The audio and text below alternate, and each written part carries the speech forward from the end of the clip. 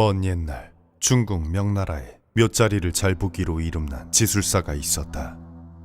그는 나라 제1의 직관으로 명성이 자자했지만 너무 뛰어난 재주는 화를 부른다 했던가 한 번은 어느 고관의 묘자리를 봐주었다가 당파 싸움에 휘말려 큰 죄를 얻게 되었다. 죽을 위기에 처한 그는 관청의 눈을 피해 정신없이 도망을 치다 국경을 넘어 조선 땅에까지 이르렀고 혹시나 하는 마음에 조선 땅 깊숙이 도망치고 또 도망쳤다. 가진 것 없이 고생만 거듭한 탓에 그는 경기 의왕 땅에 이르러 저작거리 구석에 주저앉아 있었다. 그런데 하루는 길을 지나던 선비 한 명이 딱하다는 듯 그의 모습을 살피더니 다가와 말했다. 나를 따라오시오. 선비는 그곳에 사는 청풍김씨 집안의 가주였다. 낯선 외지인의 초라한 처지에 마음이 쓰였던 김씨는 음식과 옷가지를 내어주며 며칠 머물다 가라 하였다. 이에 지술사는 연신 감사의 인사를 하며 은혜를 깊이 새겼다. 이 은혜를 어찌 갚아야 할지. 그런데 지술사가 온 지 얼마 되지 않았을 즈음 김씨 집안은 수심의 그림자가 드리워졌다. 김씨의 노모의 병환이 갑작스레 악화되어 오늘 내일을 다투게 된 것이었다. 이에 온 집안이 걱정에 쌓여 있는데 문득 지술사가 김씨를 불러 나지막이 말했다. 소인은 일찍이 의술을 조금 배운 적이 있습니다. 외람된 말씀이오나 노부인께선 아마 소생이 어려울 듯 싶습니다. 김씨는 무거운 마음에 고개를 떨구었다. 그러자 지술사는 잠시 망설이다 말을 이었다. 노부인을 위해 제가 해드릴 것은 없지만 그간 배운 것들을 다해 노부인을 모실 만한 묘자리는 찾아드릴 수 있습니다. 하늘 같은 은혜를 베풀어 주신 선생께 작게나마 보답을 드리고 싶은 것이니 부디 허락해 주십시오. 그러고는 자신의 내력을 이야기해 주니 솜씨 좋은 직관이라는 말에 김씨는 깊이 감사하며 함께 묘자리를 보러 길을 나섰다. 지술사는 고을 뒷산에 올라 산 건너편의 어느 집터를 바라보며 말했다. 저 집터의 장독대 자리야말로 노부인께선 영면하시고 집안은 크게 일어날 명당입니다. 그러자 김씨는 놀라 물었다. 하지만 저곳엔 이미 사람이 살고 있지 않소. 남의 집을 산소짜리로 쓰란 말이오. 지술사는 잠시 김씨를 바라보다가 조용히 말했다. 제가 조선에 들어와 떠돌며 본 터 중에 가장 좋은 명당이 바로 저곳입니다. 어차피 모든 것은 정해진 대로 흘러가는 법이니 한번 물어라도 보시지요. 김씨는 망설였으나 지술사의 확신에 찬 눈을 보곤 결국 그 집으로 향했다.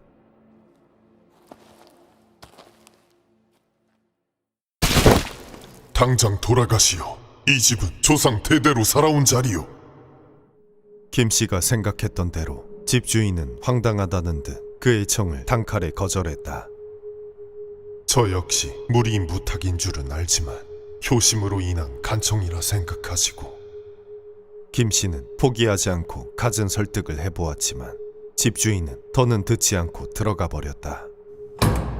이에 김씨는 결국 단념하고는 집으로 돌아갔다. 조금 뒤 이야기를 들은 지술사는 더는 아무 말이 없었다. 그날 밤 김씨의 모친은 끝내 숨을 거두고 말았다. 김씨와 가족들은 깊은 슬픔에 잠겨 장례 준비를 하기 시작했다. 어머니를 어디로 모셔야 할지. 그러곤 모친을 모실 자리를 두고 의견을 나누는데 바깥에서 문득 비명소리가 들려왔다. 불이다. 이에 창밖을 보니 멀리 시커먼 연기가 피어오르는 것이 보였다. 그곳은 다름 아닌 낮에 다녀왔던 집 쪽이었다. 어차피 모든 것은 정해진 대로 흘러가는 법이니 한번 물어라도 보시지요. 김씨가 놀라 지술사를 보니 그는 태연히 말했다. 이제 정해졌군요.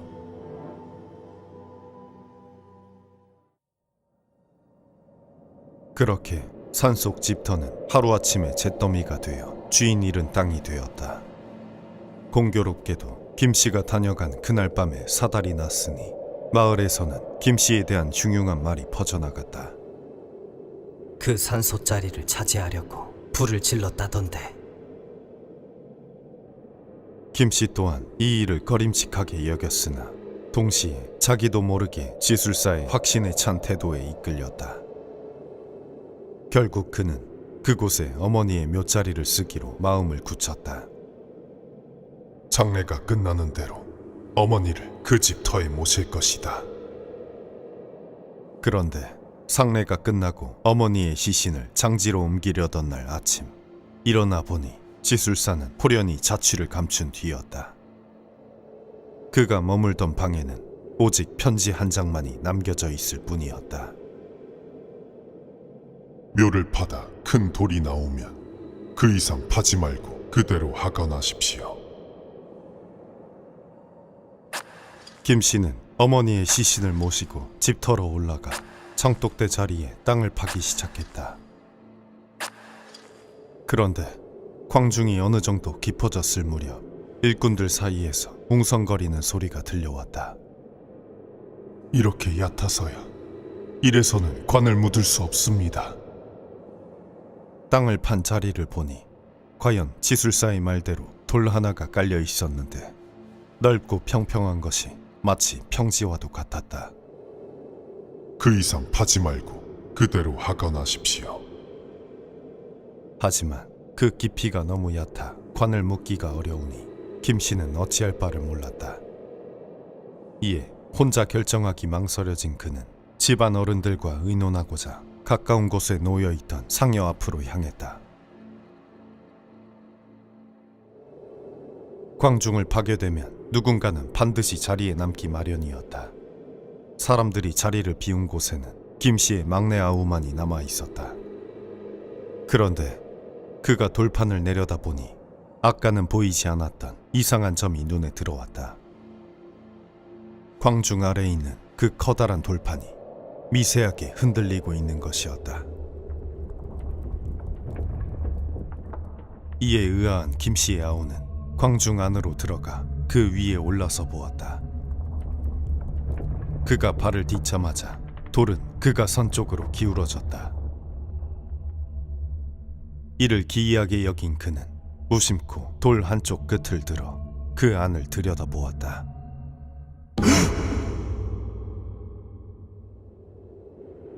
돌 아래에 있는 것을 본 그는 화들짝 놀라 자기도 모르게 돌을 놓쳐버리고 말았다. 그러자 돌판 아래에서 무엇인가 부러지는 둔탁한 소리가 들려왔다. 아우는 온몸을 덜덜 떨었다. 그는 방금 전 본 기이한 광경이 잊혀지질 않았다. 그것은 돌로 된 5명의 동자들이 앉아 가장 큰 동자의 이야기를 듣고 있는 광경이었다. 큰 동자는 나머지 동자들에게 무엇인가를 일러주고 있었다. 아우는 조금 전 들려온 부러지는 소리가 마음에 걸렸다. 이에 다시 돌판에 올라가 이곳저곳을 밟아보는데 무슨 일인지 한쪽으로 기울어 있던 돌판이 더 이상 움직이지 않았다. 땅과 평평히 아귀가 딱 맞아떨어져 있었다.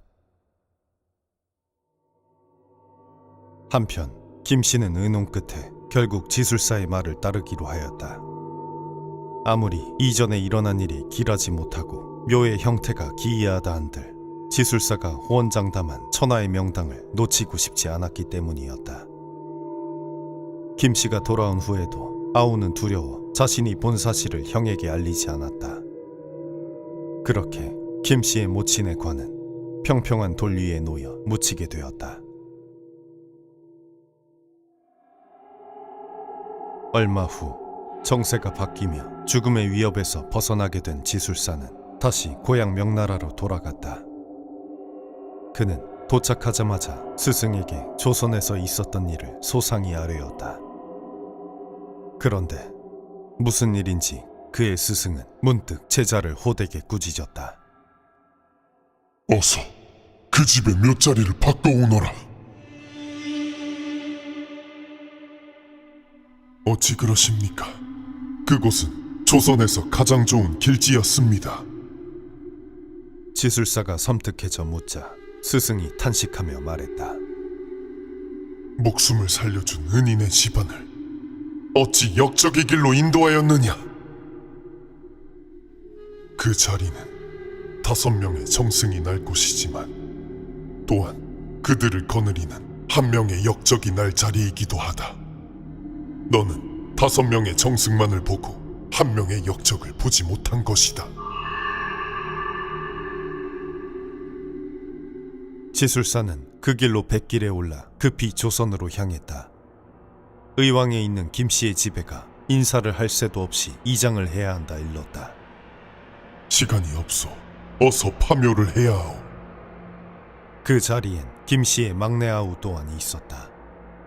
지술사의 이야기를 들은 아우는 더는 숨기지 않고 지난날 자신이 겪은 일을 이야기하였다.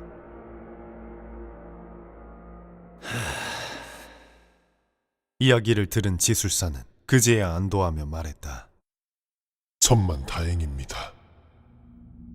돌이 기울어져 있었던 것은 그 큰 동자의 머리 때문이었고, 돌을 놓는 순간 부러진 것은 그 동자의 목이었습니다. 땅에 힘이 스며들기 전 역적으로 탄생할 큰 동자가 죽어버렸으니 이제 더는 걱정이 없을 것입니다. 그에 더해 역적은 사라지고 한 사람의 정승이 더 탄생하여 공의 집안에 6명의 정승이 나올 것입니다.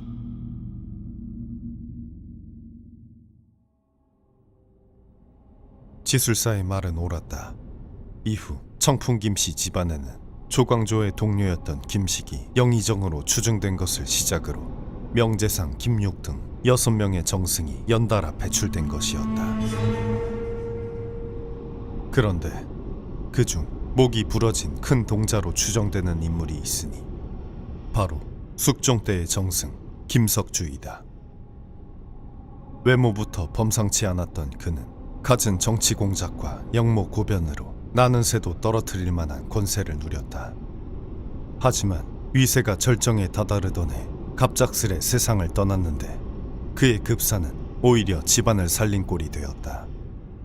임금이었던 숙종이 그의 전행을 눈여겨보고 있었기 때문이었다. 김석주가 죽고 불과 5년 뒤 그의 동료들은 모진 고문 끝에 죽거나 목이 잘리고 말았다.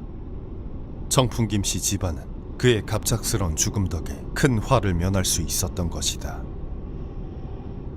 김씨의 모친이 묻히던 날 돌에 목이 부러진 큰 동자는 김석주가 아니었을까. 청풍 김씨의 묘자리가 있는 곳은 의왕의 오봉산으로 5개의 봉우리가 있다 하여 이름 지어진 것이다. 하지만 오봉산 한쪽엔 또 하나의 작은 봉우리가 있다. 사람들은 이것을 역적이 될 운명에서 정승으로 바뀐 인물을 뜻하는 것이라 생각했다고 한다.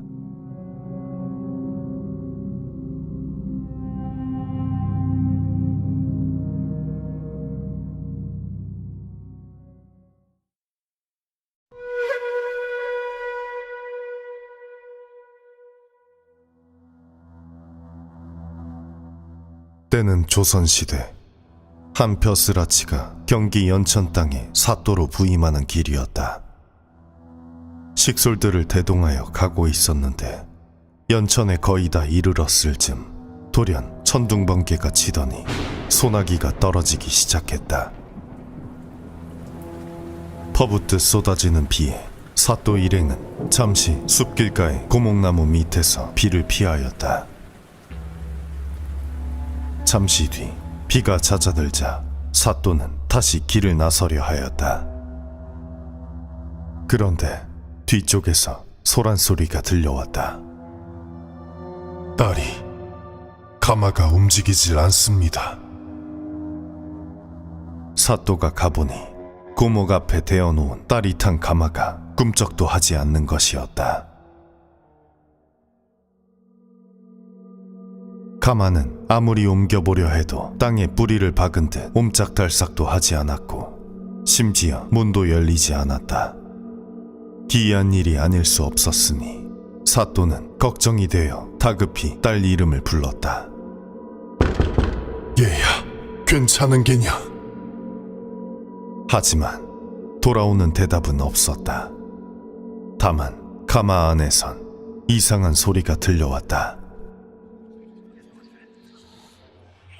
무언가를 속삭이는 낯선 남자의 목소리였다. 사또는 깜짝 놀라 즉시 가마를 부수려 하였다. 그러자 돌연 목소리가 멈추었다. 그러고는 아무 일 없었다는 듯 가마 문이 열렸다.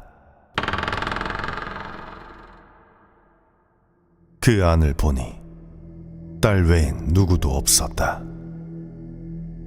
방금 누구였느냐?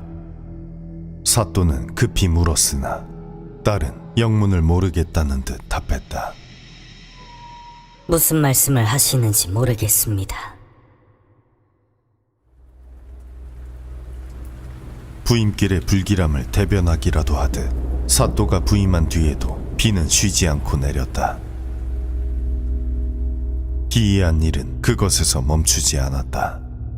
가마가 멈춘 날 이후 사또의 딸은 이상해지기 시작했다. 그녀는 기색이 평소와 다른 듯 싶더니 밥도 잘 먹지 않고 말수도 줄어갔다. 그러다 며칠 뒤 하인이 충격적인 이야기를 전해왔다. 아씨께서 지난밤에 어디론가를 다녀오신 모양입니다. 혼자 말이냐? 어디를 갔단 말이냐? 그것은 모르겠습니다. 다만 며칠 전부터 야밤에 문이 열리는 것 같았는데 그것도 아씨가 아니었을까 싶습니다. 안 그래도 불길한 마음을 가지고 있던 사또는 크게 놀라 곧장 딸을 불러 꾸짖었다. 바른 대로 말하지 못하겠느냐? 대체 어디를 다녀온 게냐? 하지만 그의 딸은 입을 꾹 다물고선 아무런 대답도 하지 않았다. 그런데 그녀는 털끝만큼의 난처한 기색도 없었다. 마치 무엇인가 홀린 사람처럼 흐리멍텅한 눈으로 허공을 바라보고 있을 뿐이었다. 그날 이후로도 사또의 딸은 밤마다 어디론가를 다녀오곤 하였다. 이에 사또는 딸의 방을 잠그고 그녀를 밤낮으로 감시하게 하였다. 그러던 어느 날이었다. 한밤중 누군가 문을 열고 집안에 들어오는 소리가 들렸다. 이에 방을 감시하던 하인이 들어온 사람을 보니 그는 다름 아닌 방에 있던 사또의 딸이었다. 아가씨, 어찌? 사또는 예산 일이 아님을 깨달았다. 아무리 철저히 감시해도 사또의 딸은 바깥에서 다시 들어오곤 하였고 딸은 여전히 입을 열지 않았다. 이에 사또는 고민하다 딸의 방문을 열어놓게 하였다. 그리고 그날 밤 딸이 여지없이 방문을 나설 때 몰래 그녀를 따라 나섰다.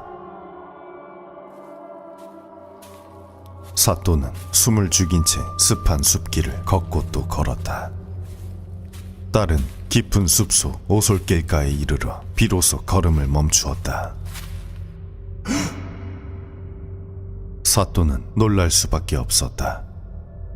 그곳은 부임길에 가마가 멈추었던 고목이었다. 딸은 걸음을 멈춘 채 그곳에 잠시 서 있더니 벼랑간 고목 뒤로 사라졌다. 사또가 급히 쫓아가 보니 나무 뒤엔 일전엔 알아차리지 못했던 웬 허름한 묘막이 있었다. 사또는 떨리는 손으로 천천히 장막을 걷어보았다. 딸은 묘막 한가운데 등을 돌린 채 앉아 있었다. 그리고 그 맞은편엔 또 다른 누군가가 마주 앉아 있었다. 얼굴이 백지장처럼 하얗고 눈두덩이가 움푹 파인 사내였다. 그 얼굴이 어찌나 하얀지 어두운 음막 속에서도 뚜렷이 보일 정도였다. 그 기묘한 생김에 더해 온몸에 미묘한 푸른빛이 감도는 것이 보통 사람이 아닌 듯 느껴졌다. 사내는 딸에게 무언가를 말하고 있었다. 사또는 그 이야기를 듣고자 조심스레 장막의 귀를 가까이 댔다. 그러자 문득 사내가 이야기를 멈추었다. 그는 입을 다물더니 돌연 묘막 뒤를 뚫고 사라져버렸다. 사또는 놀라 급히 묘막 뒤로 달려갔다. 하지만 어떤 방향에도 사내의 모습이 보이지 않았다. 허탈하여 움막 앞으로 돌아오니 안에선 딸의 목소리가 들려왔다. 저는 그분을 낭군님으로 삼았습니다.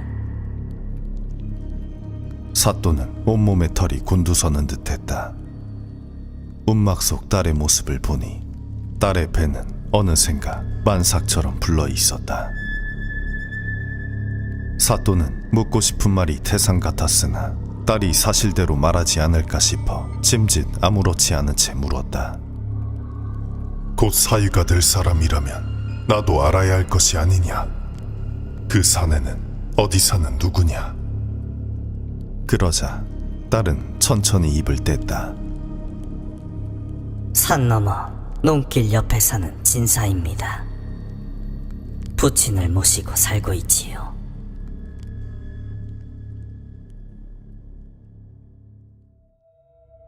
사또는 날이 밝는 대로 딸이 이른 곳으로 향했다. 그곳은 다 쓰러져가는 초가집이었는데 인기척을 들었는지 웬 노인이 나와 사또를 영접했다. 사또, 이 누추한 곳엔 무슨 일이십니까?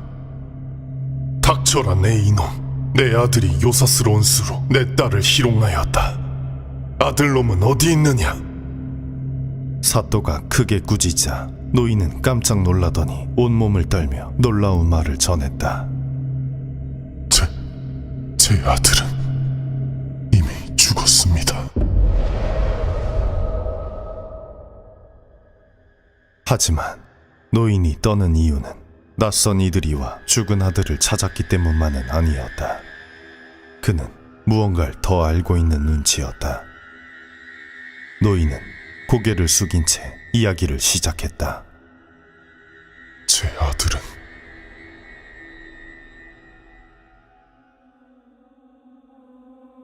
노인은 몰락한 양반 집안 사람으로 일찍이 아내를 잃고 외아들과 살아가고 있었다. 아들은 거동이 불편한 노인을 모시며 주경야독하는 효자로서 노인의 자랑이자 희망이었다. 노인은 넉넉지 못한 살림과 자신 때문에 장가도 들지 못한 아들에게 늘 미안했다. 몇 년을 고생한 끝에 아들은 마침내 진사시에 합격했다. 아들이 급제하고 돌아온 날 부자는 서로를 얼싸안고 울며 기뻐했다. 하지만 곧 풀릴 것 같던 날은 좀처럼 개지 않았다. 과거에 급제했으나 자리가 나지 않았던 것이었다. 비록 불안한 마음이 한편에 자리 잡았지만 노인과 아들은 희망을 붙잡고서 힘든 시간을 버텨갔다. 그러던 어느 날이었다. 아들이 시름시름 앓기 시작했다. 노인에게서 아내를 앗아갔던 같은 병이었다. 노인은 눈앞이 캄캄하여 갖은 수로 아들을 살리려 하였다. 하지만 하늘이 허락한 숨은 거기까지였다. 아들은 노인의 팔 안에서 숨을 거두었다.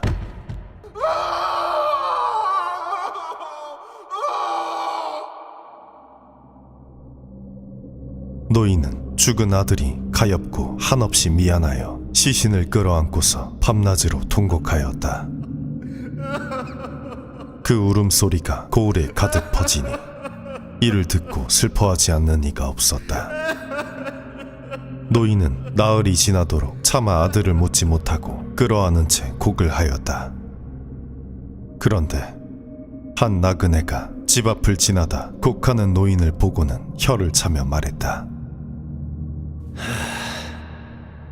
부모보다 먼저 죽은 것도 불효인데 자손도 없이 죽어 집안의 대를 끊게 했으니 이 같은 불효가 어디 있단 말이오. 처음 보는 이가 사정을 훤히 꿰뚫고 있으니 노인은 놀라 그를 올려다 보았다. 그는 차림새는 허름했지만 눈이 별처럼 반짝이는 것이 예사 사람이 아닌 듯 보였다. 나그네는 노인에게 가까이 다가오더니 고민하다 나지막이 속삭였다. 내 며칠 이 앞을 지나다 차마 모른 척하기 어려워 말하오. 노인장이 살아서 죽은 아들을 볼 방법은 없으나 그 자손은 볼 수 있을 텐데 한번 해보시겠소? 노인은 그 같은 말에 눈을 번뜩였다. 죽은 아들이 돌아오는 것은 아니라도 그 자손을 얻을 수 있다니 기이한 말이 아닐 수 없었다. 노인이 끄덕이자 나그네는 뒤를 돌며 그에게 손짓하였다. 노인은 곧장 그를 따라갔다.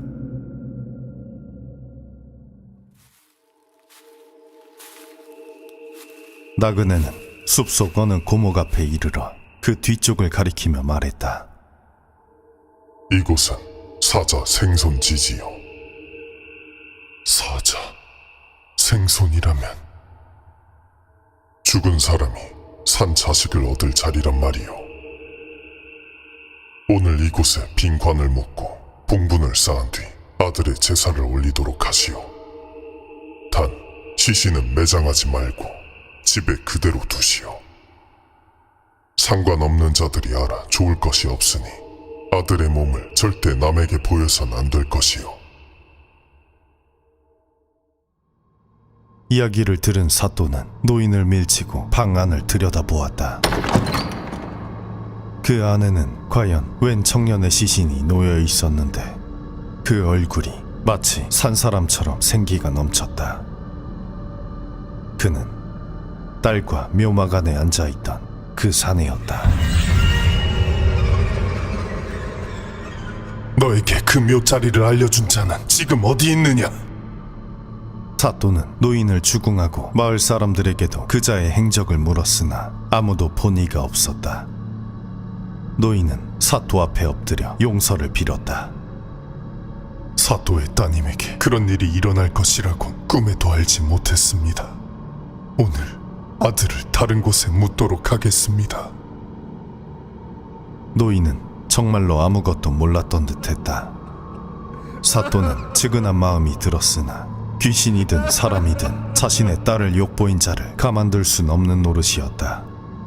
그는 노인에게 엄히 명했다. 하루를 주겠으니 내 아들의 시신을 매장하거라. 이에 노인은 명을 받들겠노라 하였다.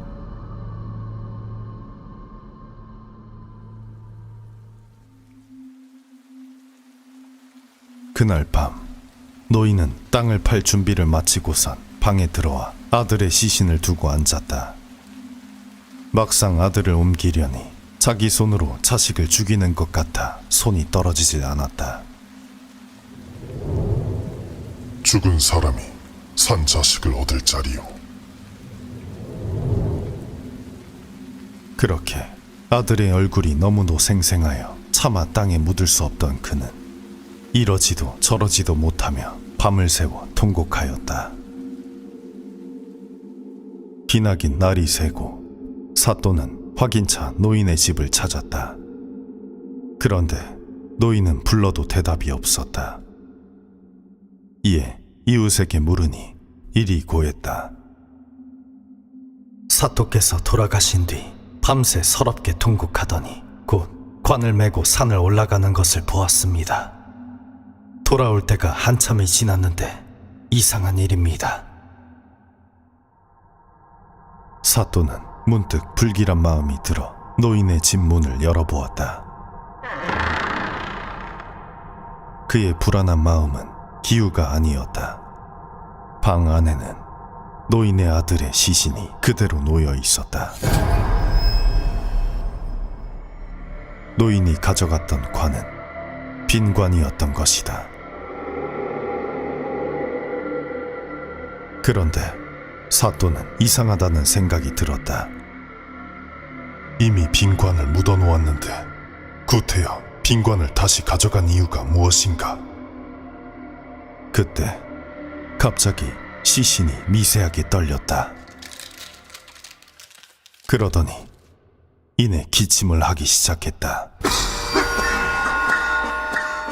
죽은 자가 산 자식을 얻을 자리입니다.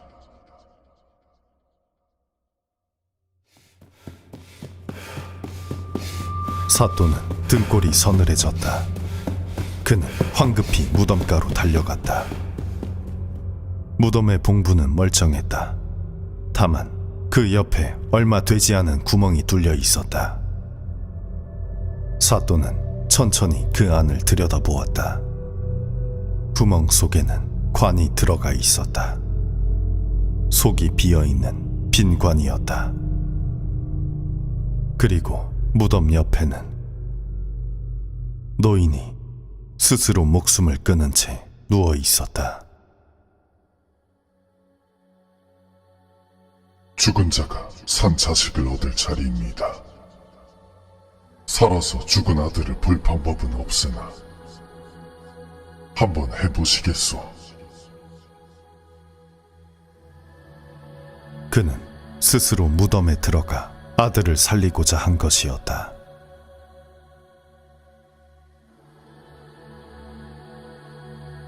기이한 일이 아닐 수 없었다. 노인의 아들은 정말로 깨어났다. 혼과 백은 서로를 알지 못한다 했던가. 그는 귀신일 때의 일을 전혀 기억하지 못했다. 사또는 노인을 측은하게 여겨 그의 장사를 후하게 지내주었다. 그리고 이 기이한 일을 하늘의 뜻이라 여겨 자신의 딸과 노인의 아들을 맺어주었다. 얼마 뒤 딸은 아들을 낳았는데 이 아이는 후에 큰 인물이 되었다고 한다.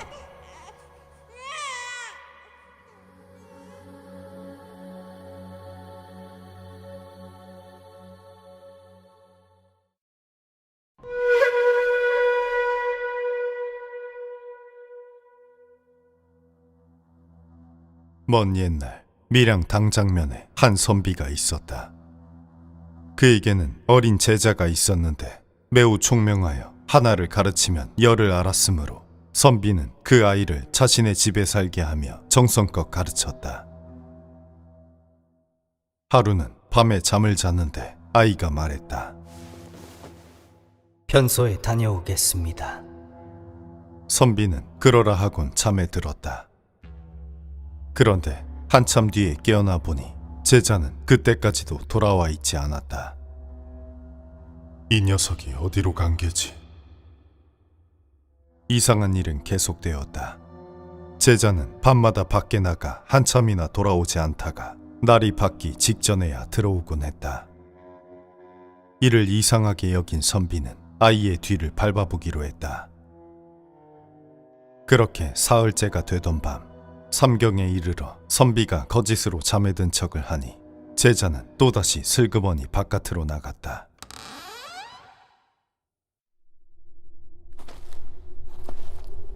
조용히 뒤를 밟아보니 제자가 간 곳은 뒷산에 있는 작은 연못이었다. 물결이 이는 소리가 나는 것으로 보아 제자는 그곳에서 헤엄을 치고 있는 듯했다. 그런데 헤엄치는 소년의 모습을 자세히 보니 그것은 사람의 형태가 아니었다. 대궐 기둥만큼이나 두껍고 기다란 이묵이었다.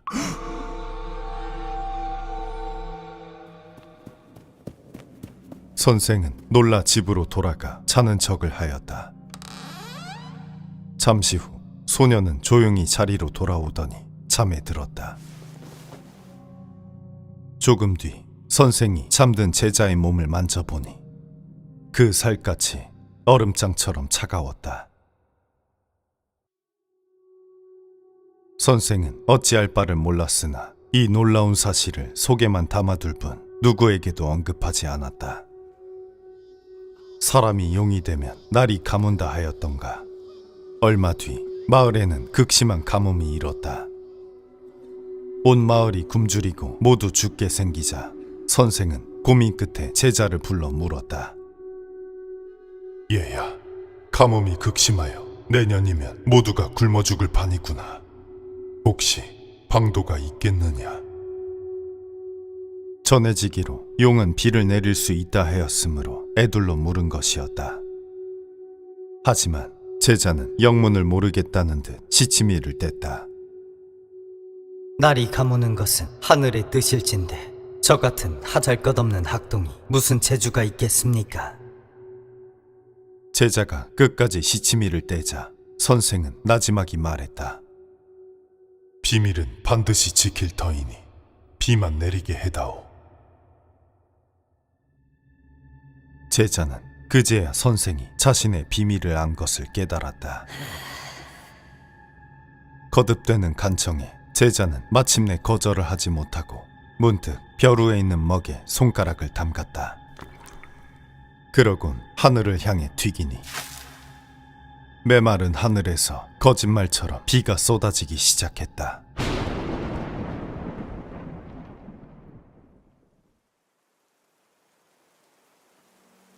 그렇게 마을은 살아났다. 하지만 그날 이후 소녀는 이상해졌다. 책과 공부를 끊고 방에만 틀어박힌 채 좀처럼 밖으로 나오지 않는 것이었다. 무언가를 근심하며 하루 종일 눈물로 나를 보낼 뿐이니 선생은 걱정되어 까닭을 물어보았지만 제자는 도무지 답을 해주지 않았다. 그는 밤마다 헤엄을 치던 것도 그만두고선 눈물로 밤을 지새웠다. 그런 제자의 변화에 선생 또한 마음이 무거웠다. 하루는 그러한 근심에 밤이 깊도록 잠자리를 뒤척이는데 문득 바깥에서 뇌성병력이 치더니 방 안에 누군가가 들어왔다.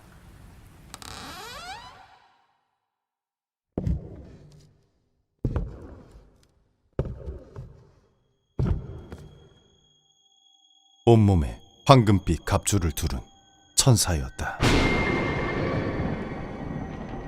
천사는 방 안에 있는 두 사람의 얼굴을 살피더니 물었다.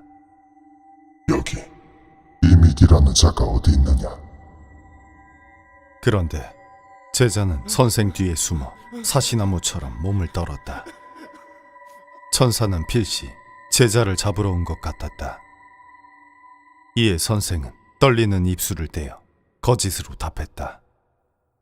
이믹이라면 뒷산 모짜리에 있는 나무를 말하는 것입니다. 그러자 순간 사자가 모습을 감추더니 뒷산에서 하늘을 찢을 듯한 뇌성이 들려왔다.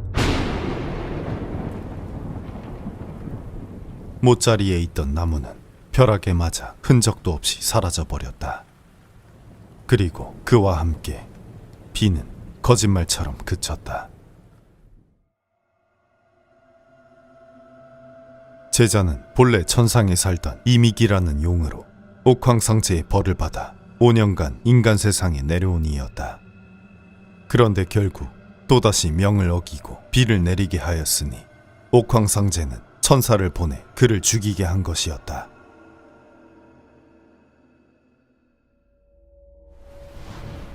비가 그침과 동시에 천사는 연기처럼 사라져버렸다. 선생의 임기응변으로 당장 목숨은 건졌으나 두 번 다시 승천할 수 없게 된 이미기는 절망하여 눈물을 흘리며 집을 나가버렸다. 이미기는 스승의 집으로 돌아오지 않았고 두 번 다시 그를 본 사람은 없었다. 다만 간혹 야밤에 선비가 뒷산 연못으로 가는 것을 본 사람이 있었는데 그가 가만히 물을 바라보면 물속에서 검은 물체가 고개를 내밀며 구슬프게 흐느꼈다고 한다. 이 호수는 현재에도 경상남도 밀양면에 남아있는 실의 호박소라는 연못이며 이 이야기는 조선 전기의 지리서 동국여지 승람에 담겨있는 내용이다. 이 연못 속에는 용이 살고 있는데 가뭄이 심할 때 그곳에서 기우제를 지내고 호랑이의 머리를 잘라 못 속에 넣으면 물을 뿜으며 비를 내리게 한다.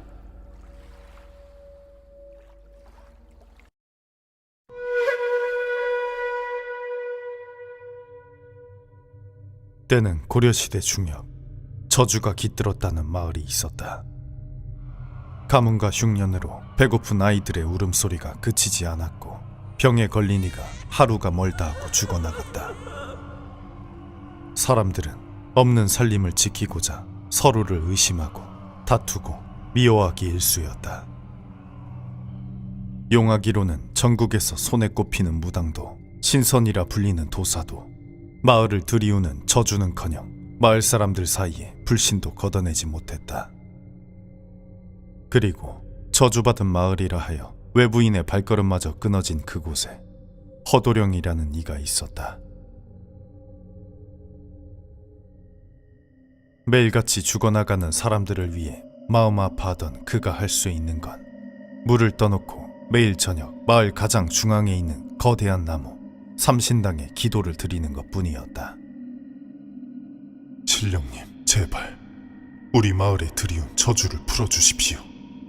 제게 그 방법을 알려주십시오. 제가 마을을 위해 할 수 있는 게 있다면 무엇이든 하겠습니다. 그런 허도령의 기도에 신령은 쉽게 응답하지 않았다. 그러던 어느 날 언제나처럼 기도하고 집으로 돌아오던 달조차 뜨지 않은 밤, 병에 걸려 거리에 누워있는 노인 하나가 대뜸 그에게 말을 걸었다. 이 죽을 날 얼마 남지 않은 병자가 배가 고파 그러는데 먹을 것 하나 얻을 수 있겠습니까? 배라도 채우고 죽어야 저승이라도 두 발로 걸어서 갈 수 있을 것 같습니다. 허도령 수중에 있는 것이라곤 주먹밥 하나가 전부였다. 이미 흉작으로 먹을 게 떨어진 마을인지라 허도령도 가지고 있는 주먹밥으로 며칠을 버텨야 했다. 고민하던 허도령은 주먹밥을 꺼내 노인에게 주었다. 노인은 주먹밥을 먹으며 허도령에게 물었다. 그런데 이렇게 늦은 밤에 어딜 다녀오시는 길입니까? 삼신당에 기도를 드리고 오는 길입니다. 무슨 기도를 드리셨습니까? 마을에 들이운 저주를 거둘 방법을 알려달라 기도드렸습니다. 어차피 서로 미어 못해 안달난 마을 떠나시는 게 좋지 않겠습니까? 저만 떠난다면 배는 부를지언정 어찌 마음까지 부르겠습니까? 주먹밥을 먹던 노인은 대뜸 허도령을 노려보았다. 그 눈빛이 얼마나 날카로운지 허도령은 그가 환자라는 사실조차 잊어버렸다. 노인은 자리에서 벌떡 일어나 허도령의 코앞까지 다가왔다. 마을을 구할 수 있다면 목숨도 바치겠소. 허도령은 놀라 몇 걸음 뒤로 물러섰다. 그게 무슨... 노인의 눈에 섬뜩한 광채가 돌았다. 목숨이라도 바칠 수 있겠느냐 물었소이다. 허도령은 잠시 고민했다. 자신의 목숨은 상관없었다. 그러나 단 한 사람이 걱정되었다. 혼인을 약속한 김씨 처녀였다. 노인은 고민하는 허도령을 보고 다그쳤다. 그런 각오도 없이 어찌 한 마을을 구할 수 있겠습니까? 허도령은 눈을 꼭 감았고 이내 대답했다. 내 목숨 하나 바쳐 마을을 구할 수 있다면 그 얼마나 기쁜 일입니까? 허도령의 대답에 노인이 멈춰섰다. 그리고 노인의 몸에서 눈에 나왔던 것과 마찬가지로 하얗고 찬란한 빛이 쏟아지기 시작했다. 허도령이 빛에 눈을 잠시 감았다가 뜨자 그곳에 병들고 무서운 노인은 사라졌다. 대신 백발의 신령이 근엄한 표정으로 그를 바라보고 있었다. 허도령이 놀라 바닥에 바짝 엎드리고 고개를 조아렸다. 신령은 강 너머에서도 들릴 정도로 커다란 목소리로 말했다. 마을 사람들 너나 알 것 없이 제 배만 부르고자 욕심을 부리고 서로 돕지 않고 시기하여 하늘의 노여움을 산 것이니라. 이 밤길처럼 어둡고 독한 저주인지라 나 혼자의 힘으로도 어찌할 수 없는 것이다. 다만 목숨까지 바쳐 마을을 구하고자 하는 너의 정성과 심성이 갸륵하여 내 방법을 하나 알려주겠다. 무엇이든 받들겠습니다. 12가지 탈을 깎아 탈을 쓰고 하늘을 위해 굿을 하거라. 그리하고 사람들이 다시는 욕심을 부리지 않는다면 마을의 저주는 사라질 것이니라. 신령님, 감사합니다. 신령이 잠시 멈추었다가 이어 말했다. 탈을 깎는 동안에는 부정이 탈 수 있으니 그 누구에게도 모습을 보이지 말거라. 만약 누군가 탈을 깎는 모습을 보게 된다면 너는 누구보다 비참하게 죽게 될 것이다. 명심하거라. 이 독한 저주가 너를 어떻게든 방해하려 할 것이다. 그 말과 함께 광채가 사라지자 허도령이 고개를 들었다. 놀랍게도 주위의 풍경이 달라져 있었다. 신령도 보이지 않았고 빛도 보이지 않았으며 그가 걷던 길도 사라졌다. 보이는 건 낯익은 천정뿐이었다. 꿈을 꾼 것이다. 허도령은 꿈이 신령의 계시임을 알았다. 그는 밖으로 뛰쳐나가 새벽부터 마을 사람들을 삼신당으로 불러 모았다.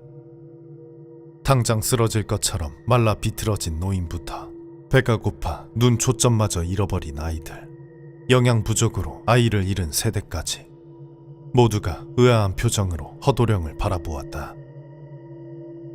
신령님께 마을을 구할 수 있는 방법을 들었습니다. 이제부터 저는 탈을 깎을 것입니다. 제가 12개의 탈을 깎고 굿을 들이면 마을에 내린 저주가 사라질 것입니다. 다만 누구도 제가 탈을 깎는 모습을 보시면 안 됩니다. 허도령의 말에 사람들은 모두 울며 기뻐했다. 그러나 그 무리 중 딱 2사람은 다른 표정으로 허도령을 바라보았다. 하나는 마을 전체를 짊어진 허도령을 걱정하는 눈으로 바라보는 김씨 처녀였으며 또 다른 하나는 마을에 살고 있으나 사람이 아닌 것이었다.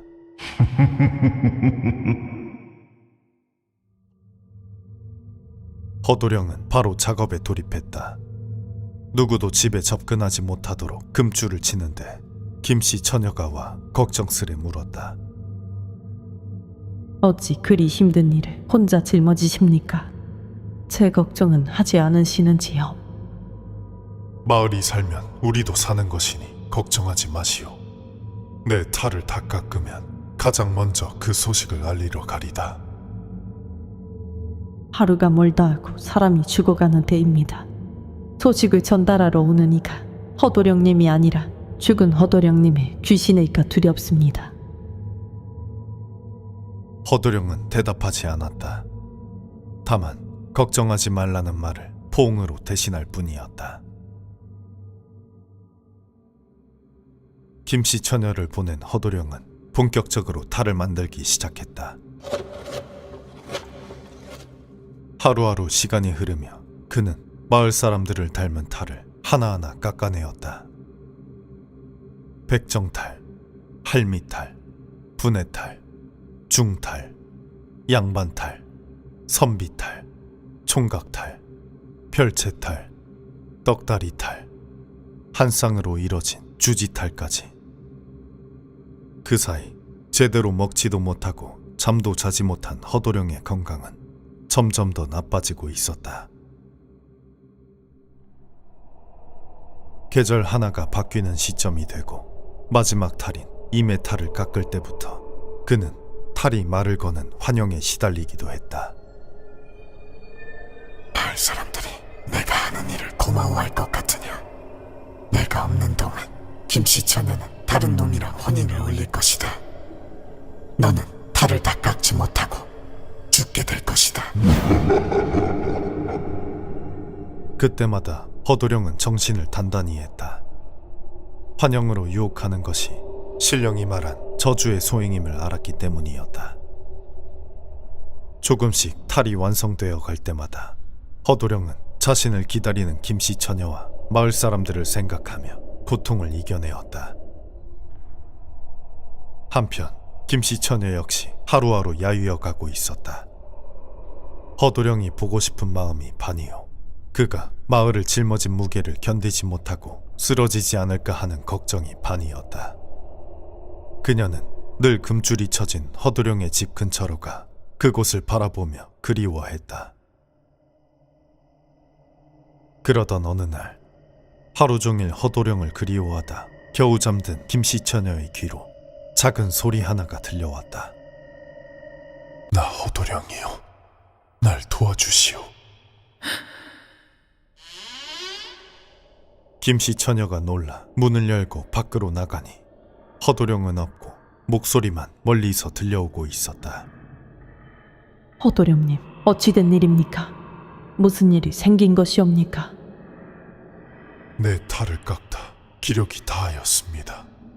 귀신이 되어 헐리는 것이니 나를 구해 벼뜨는 땅에 묻어주시고 남은 탈 하나를 마저 깎아주시오. 김씨 처녀는 놀라 허도령의 집으로 달려갔다.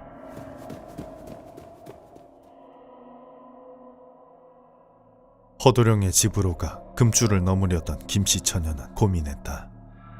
허도령이 그리워 환청을 들은 것인지 확실하지 않았기 때문이었다. 허도령님, 괜찮으신지요? 아무리 불러도 답은 들려오지 않았다. 자신을 불러냈던 허도령의 귀신이라는 것도 말이 없었다. 그녀는 안절부절하며 고민하고 있었다. 그런 사이 허도령은 마지막으로 이메탈의 턱을 깎는데 혼신을 다하고 있었다. 그런 그의 귀로 김씨 처녀의 목소리가 들려왔다.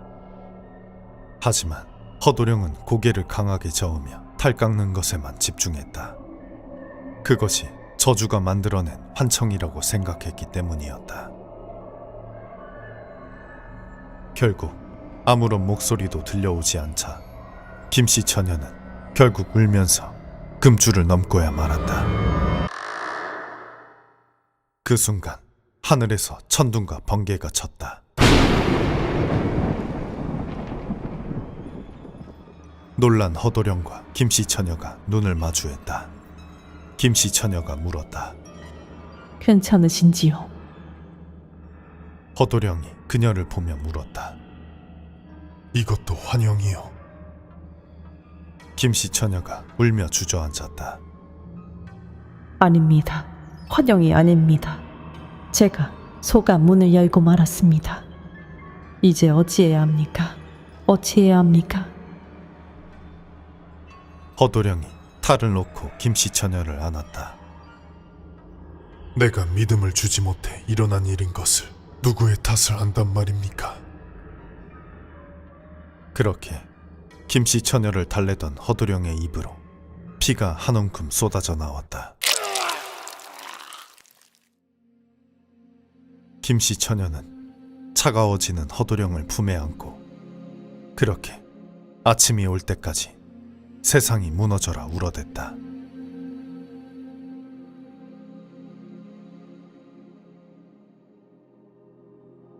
마을 사람들은 다음날 허도령이 탈을 다 깎지 못하고 죽었다는 소식을 듣게 되었다. 허도령을 수습한 사람들은 김씨 처녀를 탓하지 않았다. 그저 허도령이 이 모든 짐을 지었다는 사실에 미안해했다. 마을 사람들은 허도령의 죽음을 계기로 자신의 품행을 돌아보았다. 싸웠던 이는 화해하고 손을 잡았으며 잘못한 이는 사과했으며 미워하던 이들은 서로를 보듬기 시작했다. 이런 마을의 상황과 달리 김씨 처녀는 허도령의 죽음의 이유가 자신에게 있다며 하루하루를 슬퍼하며 보냈다. 허도령님, 허도령님. 그녀는 매일같이 그렇게 중얼거리며 눈을 감았다.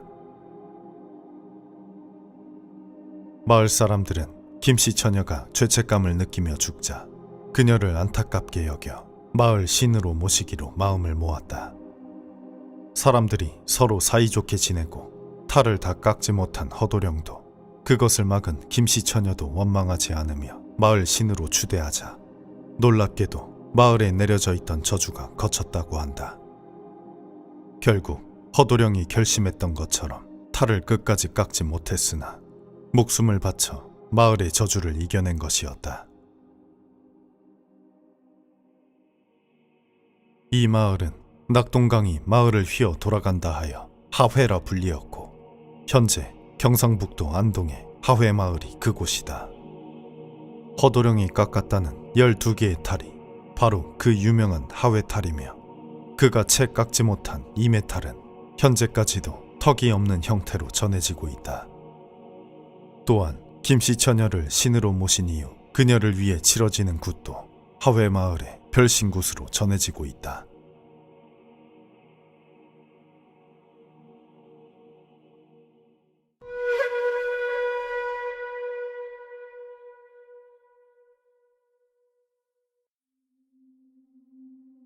조선 중기 한양 소공동. 오래된 기와집 한 채가 골목 끝에 자리하고 있었다. 기와는 낡았고 마당에는 잡초가 무성하게 자라 있었다. 그 집을 바라보는 사람들의 표정에는 두려움이 스며 있었다. 저 집에 들어가면 원하는 것은 무엇이든 이루어진다더군.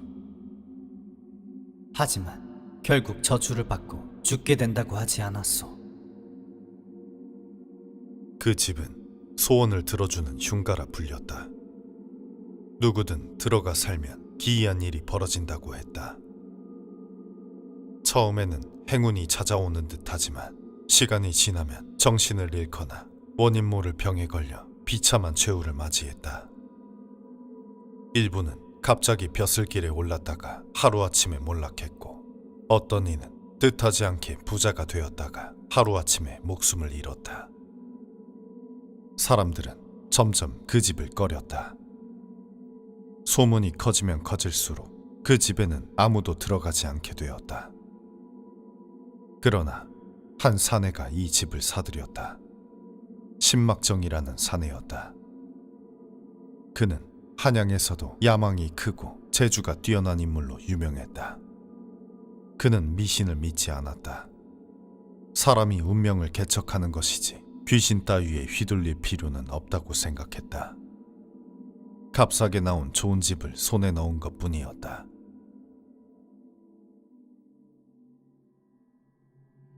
막정이 그 집에 들어온 첫날 기묘한 일이 벌어졌다. 밤이 깊어 잠에 들려던 순간 어둠 속에서 속삭이는 소리가 들려오는 것이었다. 너리. 막정은 눈을 떴다. 주위를 둘러보았으나 아무도 없었다. 그는 헛것을 들은 것이라 생각하며 다시 눕고자 했다. 그러나 그 순간 무엇이든 원하면 말씀하소서. 또렷한 음성이 다시 들려왔다. 이번엔 망설이지 않았다. 호기심이 솟구친 그는 침착하게 말했다. 불을 늘리고 싶다. 명을 받들겠습니다. 그 후로 기이한 일이 벌어지기 시작했다.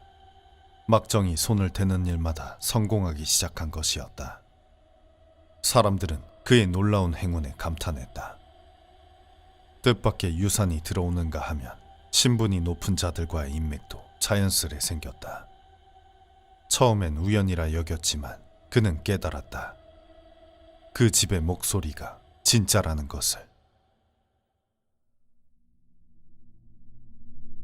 그러던 어느 날 오후, 막정이 서책을 살펴보고 있을 때였다. 마당에서 이상한 인기척이 들렸다. 문을 열고 나서자 낯선 사내가 집 앞에서 주위를 둘러보고 있었다. 그는 허름한 도포를 입고 있었지만 눈빛은 날카로웠다. 누구시오? 내 집 앞에서 무엇을 하는 것이오? 이 집을 내게 파시오. 막정은 어이가 없어 헛웃음을 지었다. 어찌 대뜸 찾아와 멀쩡한 집을 팔라는 것이오? 이 집의 기운이 좋지 않소. 오래 머물면 당신도 알게 될 것이오. 막정은 화가 치밀어 올랐다. 나는 그런 미신을 믿지 않소. 그리고 이 집이 내게 얼마나 큰 행운을 가져다 주었는지 알기나 하시오. 사내는 잠시 침묵하더니 말했다. 여향응성이라 하지 않소. 메아리는 소리에 응답하는 것이오. 행동에는 반드시 같은 무게의 반응이 따르는 바, 당신이 그 무게를 과연 견딜 수 있을런지. 막정은 순간 머뭇거렸지만 곧 불쾌한 기분을 털어냈다. 당신이 누군진 모르겠지만 더 이상 쓸데없는 소리를 하지 마시오. 사내는 더 이상 아무 말 없이 돌아섰다. 그러나 떠나기 전 그는 한 번 더 집을 쳐다보았다. 그의 표정에는 아쉬움이 한가득 묻어 있었다. 사내가 다녀간 뒤에도 막정은 쏟아지는 행운을 만끽하는 것에만 집중했다. 시간이 흘러 막정이 다시 사내를 떠올린 건 목소리가 소원의 대가를 요구하기 시작하면서부터였다. 더 많은 재산을 갖고 싶다. 벼슬을 얻고 싶다. 이리 말하면 목소리는 언제나 같은 대답을 했다. 나리, 무엇이든 원하시면 말씀하소서. 대가는 단순했다. 처음에는 작은 음식 한 접시였다. 나리, 소소한 음식만 주시면 됩니다. 막정은 흔쾌히 허락했다. 그러나 점점 귀신이 요구하는 음식이 많아졌다. 조금만 더 주십시오. 나리, 오늘은 이것으로는 부족합니다. 어느새 창고의 곡식은 점점 줄어들고 있었다. 귀신의 목소리도 처음보다 더 집착적으로 변했다. 이제 그것은 단순한 거래가 아니었다. 그가 거부라도 한다면 귀신의 속삭임이 밤새 이어졌다. 나리, 음식을 주소서. 음식을 주소서. 음식을 주소서. 막정은 밤마다 더 늦게 잠들었고 피곤이 쌓여갔다. 그날 밤 잠을 이루지 못한 채 앉아있던 막정은 문득 그때 사내의 말이 떠올랐다. 그는 처음으로 소원이 아닌 질문을 던졌다. 혹시 예전에 우리 집에 찾아왔던 사내를 아느냐? 그러자 방 안이 순간 조용해졌다. 귀신은 즉시 대답하지 않았다. 한동안 침묵이 흐르더니 낮고 부드러운 목소리로 말했다. 나리, 그 자는 저를 가두었던 자입니다. 천년을 묵은 뱀이었지요. 막정은 예상치 못한 대답에 눈썹을 찌푸렸다. 뱀이라. 귀신은 조용히 한숨을 내쉬었다. 도사라는 이름으로 나라에 해가 되는 소원을 빌고 저를 가두기도 했습니다. 막정은 더 혼란스러워졌다. 그렇다면 내가 그에게서 풀려난 것이구나. 어떻게 풀려난 것이냐? 귀신은 대답하지 않았다. 다만 다른 말을 할 뿐이었다. 그자는 저를 봉인한 후 저를 잊고 심지어 밥 한 끼 주지 않았습니다. 저는 오랜 세월 굶주렸습니다. 막정은 순간적으로 마음이 흔들렸다. 귀신의 목소리에서 묘한 슬픔이 묻어났다. 그리하여 이제야 음식을 탐하게 된 것입니다. 잠시 정적이 흘렀다. 그리고 뜻밖의 말이 흘러나왔다. 미안하구나. 그 순간 방 안의 촛불이 흔들리듯 떨렸다. 귀신은 아무 말 없이 조용히 그의 곁을 맴돌았다. 나리, 배가 고픕니다. 그 음성은 마치 간청하듯 들렸다. 하지만 그날 이후 막정은 불길한 느낌을 떨칠 수 없었다. 잠 못 이루는 밤이 길어질수록 귀신의 속삭임은 점점 더 가까이 들려왔다. 막정의 눈에는 피로가 가득 차올랐다. 그는 몸이 쇠약해지는 것을 느꼈다. 그러던 어느 날 마당에서 인기척이 들려 문을 열어보니 일전에 나타났던 사내가 서 있었다. 그는 마치 처음 보는 집을 바라보듯 주위를 두리번거렸다. 막정은 짜증 섞인 목소리로 내뱉었다. 또 왜 온 것이오? 사내는 천천히 고개를 돌려 막정을 바라보았다. 괜찮은지 보러 왔소. 살아는 있으나 살아있는 얼굴이 아니구려. 막정은 코웃음을 쳤다. 괜찮은지? 그 귀신이 당신을 천년 묵은 뱀이라 하더이다. 나라의 해가 될 소원을 빌었다면서 그대 같은 자를 믿을 이유가 없소. 사내는 고개를 끄덕이며 씁쓸한 미소를 지었다. 나는 그 귀신을 본 적이 없으니 당신이 무엇을 믿든 그 선택을 탓하지 않겠소. 다만 한 가지만 물어봅시다. 막정은 눈살을 찌푸렸다. 무엇이 묻고 싶은 것이오? 이 집 밖을 나선 게 언제가 마지막이오?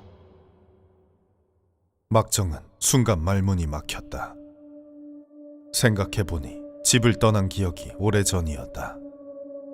이상하리만치 그가 원하는 것은 모두 집안에서 해결되었기 때문이었다. 사내는 막정의 표정을 읽은 듯 조용히 말을 이었다. 이 집에 깃든 귀신이 어찌 존재하는지 아시오? 수많은 주인을 유혹하여 소원을 이뤄주지만 그 끝은 항상 같았소. 그들은 점점 집착하게 되고 이 집을 떠나지 못하고 결국 말라 죽었소. 막정은 피식 웃으며 손을 휘저었다. 나는 다르오. 나는 그들을 능가할 것이오. 나는 끝까지 이 집을 떠나지 않아도 되는 자요. 사내는 한숨을 내쉬었다. 그리 말한 이들이 그동안 얼마나 있었을 것 같소. 그들도 모두 처음엔 당신과 같았소. 하지만 결국엔 바싹 마른 시체가 되어 이 집의 일부가 되었소. 막정의 손이 떨리는 것을 그는 눈치채지 못했다. 그리 그 귀신을 믿는다면 한번 온전한 형체를 드러내라 말해보시오. 막정의 표정이 굳었다. 사내는 한 걸음 다가서며 덧붙였다. 만약 그 귀신이 선한 존재라면 두려워할 것이 없소. 사람 눈에 온화한 모습이라면 그 본성 또한 해롭지 않을 것이오. 하지만 만약 그 형상이 흉측하여 차마 마주하기 어려울 정도라면 본디 악한 기운을 품은 귀신일 것이오. 막정은 아무 말 없이 사내를 노려보았다. 그러나 그 눈빛은 조금 전보다 흔들리고 있었다. 사내는 마지막으로 말을 남겼다. 그래도 믿을 수 있을지 한번 봅시다. 나는 뒷산 정상에 묵고 있으니 궁금증이 해결되면 오시오.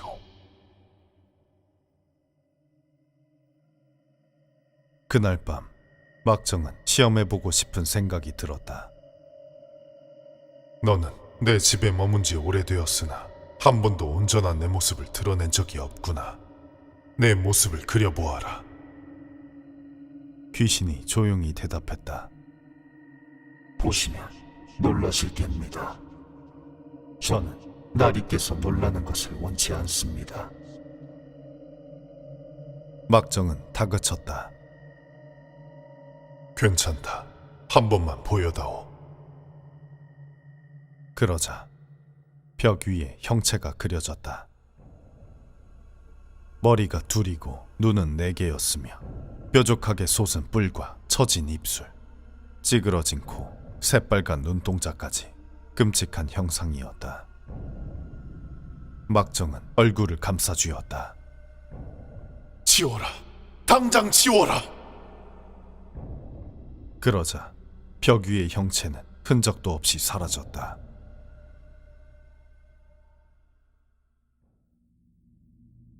불안감이 커진 막정은 산에, 아니 도사를 찾아갔다. 산 입구에 있는 주막에서 듣자 하니 그는 한양에서 일찍부터 이름난 방사였다. 처음엔 내 소원을 들어주는 존재라 생각했소. 하지만 점점 더 많은 것을 요구하고 있어.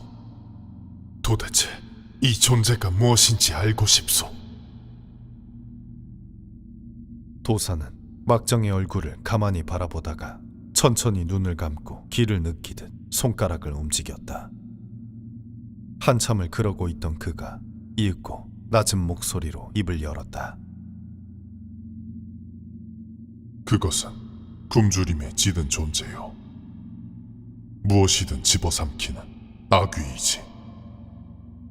그것이 삼키는 게 지금은 음식일지 모르나 나중엔 당신이 될지 모를 일이요. 막정의 손끝이 떨렸다. 도사는 작은 상자에서 검은 덩어리를 꺼냈다. 귀신이 음식을 요구할 때 이것을 주도록 하시오. 막정은 그것을 바라보다가 인상을 찌푸렸다. 이게 뭐요? 죽은 들쥐요. 막정은 헛웃음을 지었다. 고작 이것으로 놈을 없앨 수 있다고. 도사는 낮고 단호한 목소리로 말했다. 집이 귀신이고 귀신이 집이 되었으니 완벽히 처치하는 건 어렵소. 다만 이것을 먹었을 때 귀신의 반응을 지켜보시오. 놈이 진정 당신을 돕는 것인지 아니면 다른 의도를 품고 있는지 알게 될 것이오. 그리고 약해진 틈을 타 그 집에서 당장 떠나야 하오. 막정은 도사의 말을 곱씹으며 들쥐를 손에 쥐었다.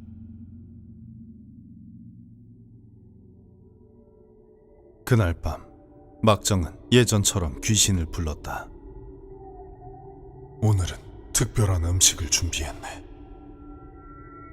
귀신은 기뻐하며 희미한 형체로 나타나 음식으로 다가갔다.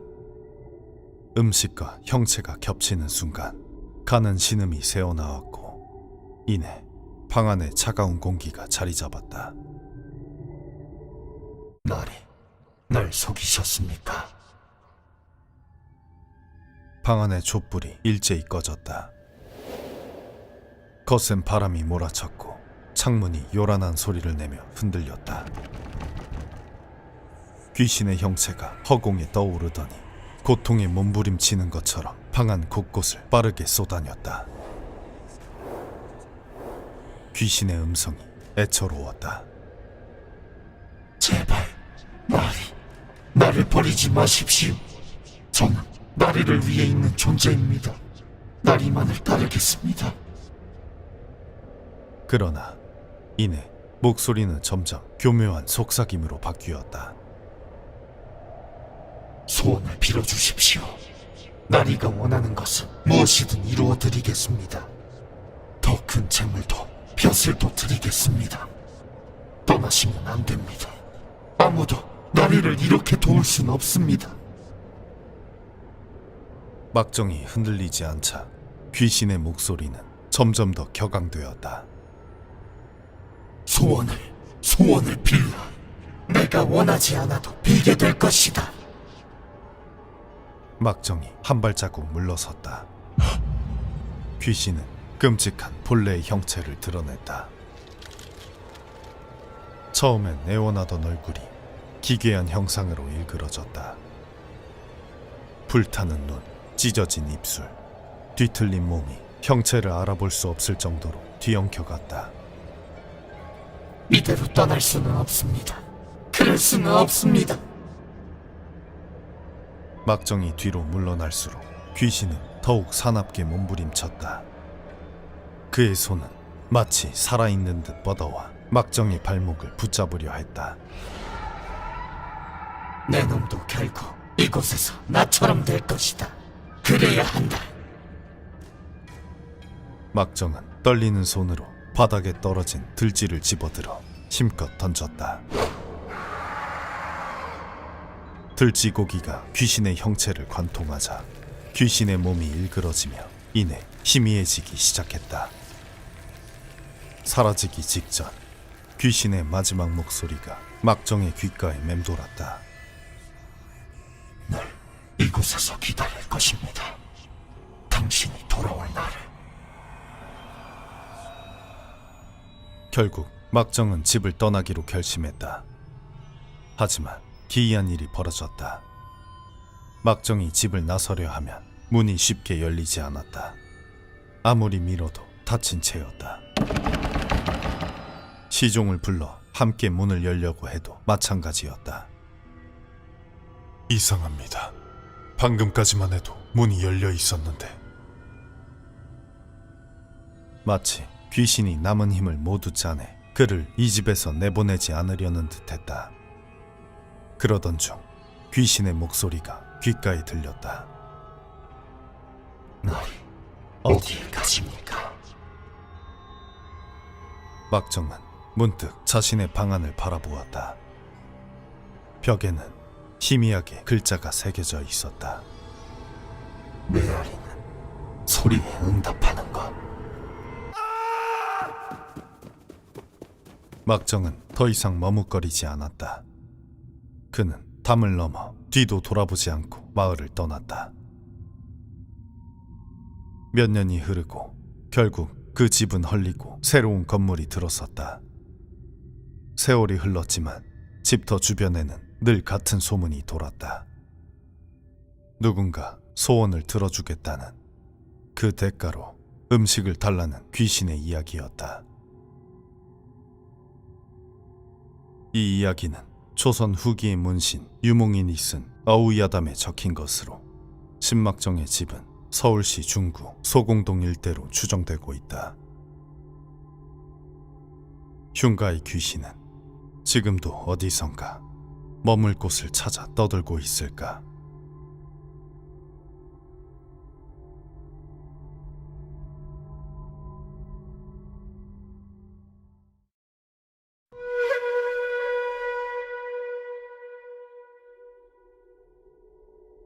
조선 중기 한 젊은 선비가 있었다. 그는 어려서부터 담력이 좋고 사람의 됨됨이야 재주를 볼 줄 아는 것으로 이름난 인물이었다. 하루는 그가 한밤중에 사랑에 앉아 책을 읽는데 시선이 닿지 않는 곳에서 때 아닌 기척이 느껴졌다. 고개를 돌려보니 문 밖에서 누군가 고개를 내민 채 그를 빤히 바라보고 있었다. 웬 앳된 소녀였다. 괴이하기 짝이 없는 행동이었으나 선비는 그다지 신경 쓰지 않았다. 그저 책 읽기에만 열중할 뿐이었다. 소녀는 그런 선비의 모습을 한참이나 살펴보았다. 그리고 선비가 책 읽기를 마치고 고개를 돌려보니 소녀는 간데없이 사라지고 없었다. 소녀는 이후로도 이따금 선비의 사랑에 찾아와 말없이 그를 쳐다만 보다 가곤 했다.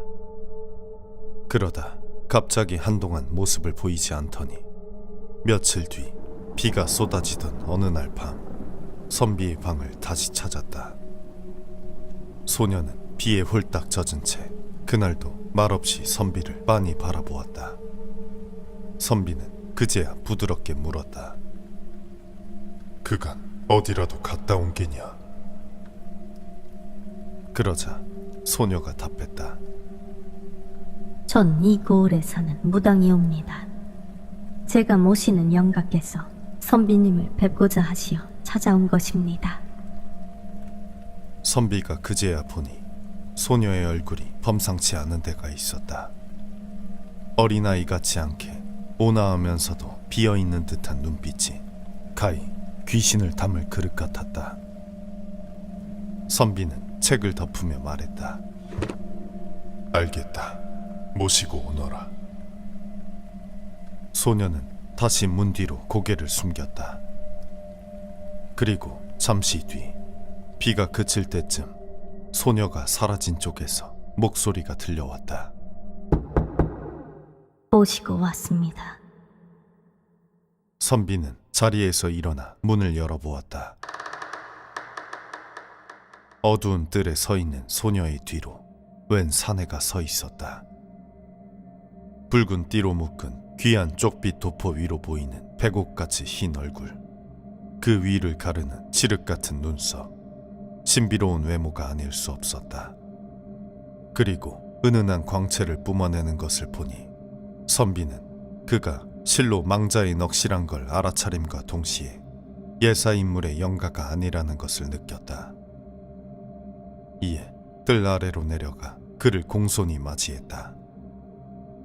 저를 보고자 하셨다 들었습니다. 그러자 영가가 답했다. 나는 복성군이요. 복성군은 선비가 태어나기도 전에 이미 세상을 뜬 조선의 왕자였다. 그는 조선의 11대 임금 중종의 첫째 아들이었다. 중종 22년 세자의 처소에서 험한 것이 발견되었다.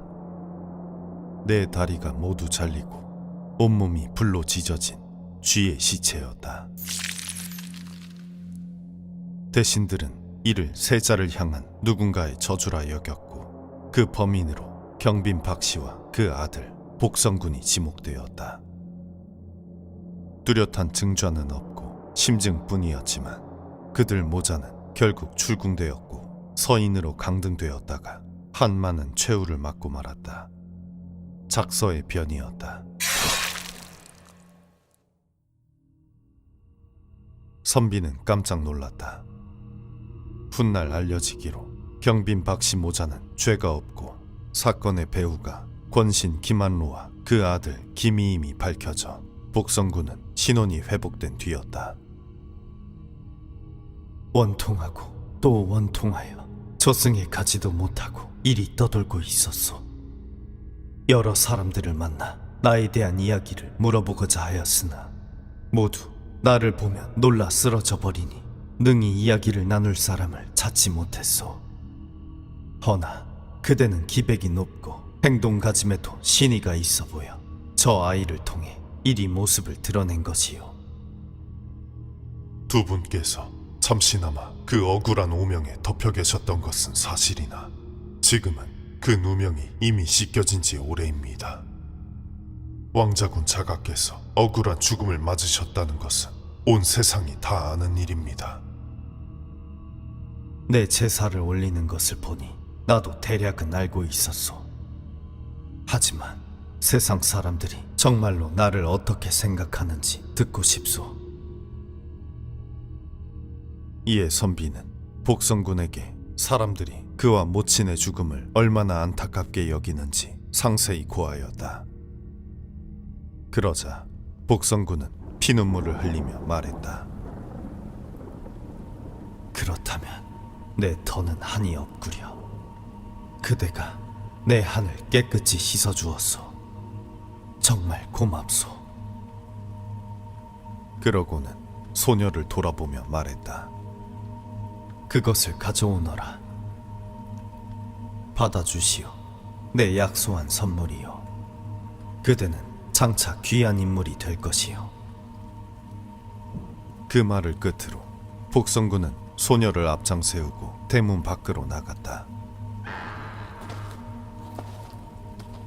이에 선비가 복성군에게 받은 쟁반을 보니 신비로운 빛을 발하는 과일들이 가득 담겨 있었다.